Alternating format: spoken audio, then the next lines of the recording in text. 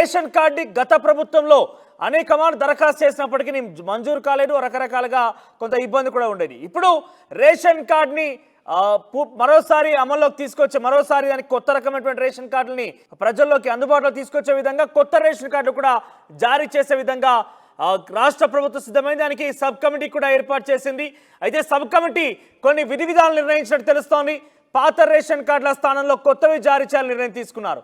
Ration card అర్హతకు గ్రామీణ ప్రాంతాల్లో వార్షిక ఆదాయం ₹1,00,000గా, ఆ తర్వాత పట్టణ ప్రాంతాల్లో వార్షిక ఆదాయం ₹2 లక్షల. వ్యవసాయ భూములు మాగాని ఉంటే అది కేవలం 3.5 ఎకరాల లోపు మాత్రమే ఉండాలి. చెలక గనక ఉంటే అది 7.5 ఎకరాల లోపుగానే ఉండాలి.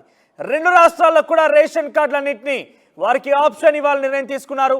రెండు రాష్ట్రాల్లో రేషన్ కార్డులన్నా వారికి కూడా ఆప్షన్ ఇవ్వాలని కూడా నిర్ణయం తీసుకున్నారు.